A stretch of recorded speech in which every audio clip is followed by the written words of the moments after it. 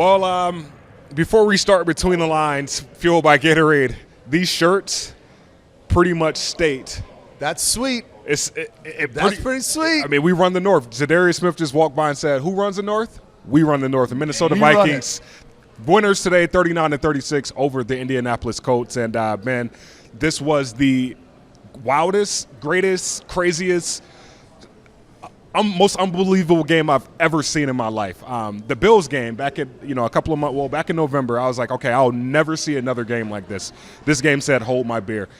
Where do you start when it comes to describing this unbelievable, largest comeback in NFL history win today for the Minnesota Vikings? Well, I think that's where we start. It's historic. Yeah. I mean, there's no bigger word, no more grandiose word that you can think of. Was it epic? Yes. Was it unbelievable? Yes. Mm-hmm. It was historic. I mean, we've never seen this in NFL history. Ever. And, a ton of props, obviously, to the players and the coaches, the fans here at the stadium. But my goodness, I mean, to go through what we watched in the first half, which is maybe some of the worst football I've seen any team play, to go 3 and out on offense to start the third quarter, and then all of a sudden – one series, another touchdown, another defensive stop. Mm-hmm. It was everything that could go right went right, and we won a historic game. It was a tale of two halves. Yeah. Right? The Minnesota Vikings had a punt block for Indianapolis Colts touchdown. Then right again before the half, Kirk Cousins throws a pick six, down 33-0 at halftime. The Minnesota Vikings, KJ Osborne, they start storming back. KJ, 65-yard catch, and it's like, oh, this is the KJ we've been asking for all year. Yeah. Finishes game 157 yards. How would you just describe the comeback? When did you know that this comeback was in full throttle? I didn't know until really the end of the game. I mean, it was like late in the fourth quarter. I'm like, we're really going to do this. Yeah. I really think, in all honesty, when we were down 2 scores, and I'm like, all right, we're moving the ball. They did get conservative. Yep. I do think if I'm a Colts fan, I'd be like, guys, come on, step on their throats, all those proverbial things like keep your foot on the gas pedal a little bit. They did get conservative. They tried to pick it back up, but that whole momentum thing just went against them. When we got down 2 scores, I'm like, well, now we can score another touchdown and we can get another stop, and then we can score and get a 2-point conversion. Mm-hmm. I mean, a lot of things still had to go right, but when we were down 2 scores, that's when I thought it was very possible. Ben, I'm most proud of this defense because of the fact that we're down 33-0 and they only give up 3 points in the second half and halftime. Going into the half, the Indianapolis Colts had 209 first half yards. Second half, overtime, 131. Yeah. Your thoughts on their effort in the second half? I mean, I think that we didn't do a great job on first down. Yep. I mean, it was 4, 5, 6 yards on first down.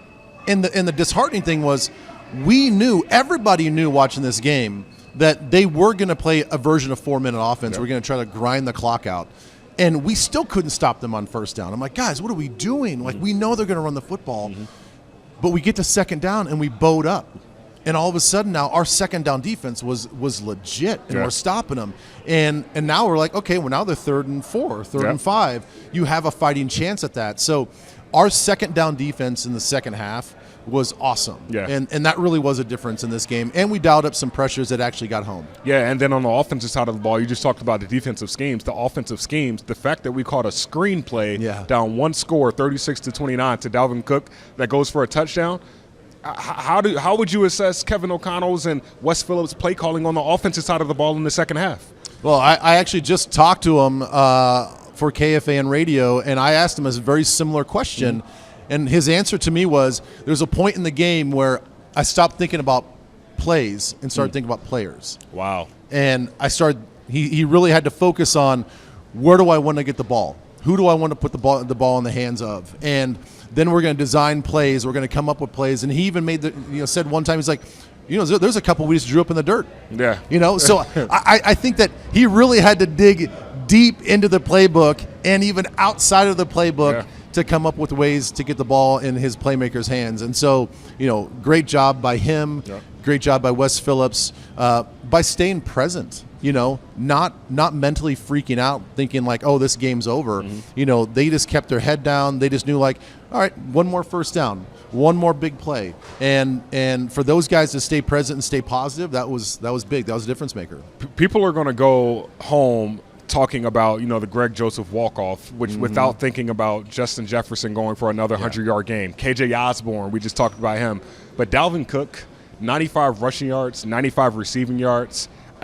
I would like to say this is his best game this year as a Minnesota Viking. What were your thoughts just on his game-changing, game-defining plays today?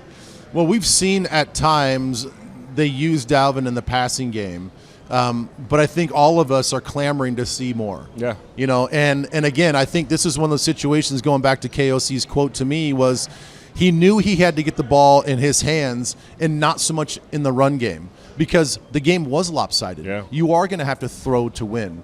So I hope that that's a recipe going forward. Yeah. That we have a really talented guy that has incredible vision, elite speed, and he can break tackles. Yeah. He's as good as any wide receiver that we have on the field. And you talk about the mismatches that creates. Yeah. Let's see if we have a little bit more Dalvin Cook spread out of this offense. Man, I would love to see that because that offers up so much. I mean, it puts the defense on their toes because they have to count for so many different guys. And understanding that gives Kirk Cousins more options, again, to throw the ball. Kirk Cousins, 447 passing yards today, 53 attempts. He's not stopping right now. No. He's on a roll right now. Do you put the hand – I guess my question for you, do you give Kirk Cousins the keys and say, Kirk, you will take us as far as we want to go? Yeah, I mean, we saw him making a lot of checks at the line of scrimmage. We saw him assessing the defense and trying to put our offense in the best possible situation for success.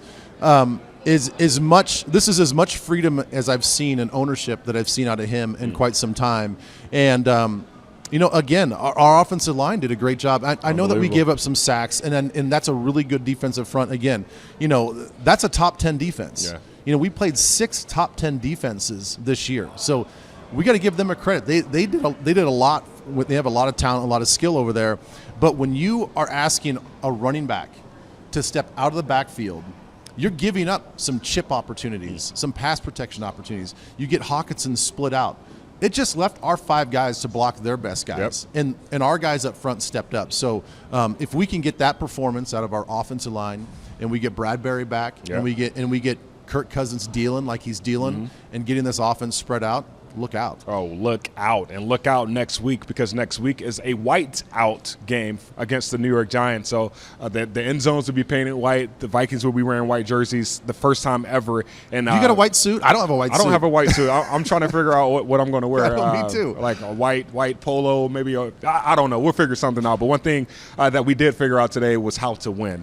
Yeah. And the Minnesota Vikings, again, and understanding that, there's always these false narratives about who the Vikings are, their identity, blah, blah, blah, blah, blah. If you went on Twitter during the first half, that's what a lot of people thought about the Vikings. Now, scoring 32 straight points, wearing this shirt, wearing the NFC North Championship hat. What do you have to say about this Minnesota Vikings team honestly now? don't care about any narrative anybody wants to say, right?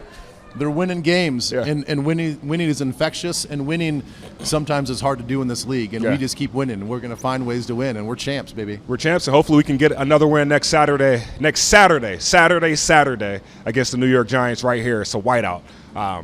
We already clinched the North. Let's continue to keep that 2 seed. For Ben Leber, Ryan O'Neill, my name is Gabe Henderson, and for this NFC North defending champ Minnesota Vikings team, thank you again for tuning into another edition of Between the Lines, fueled by Gatorade. School!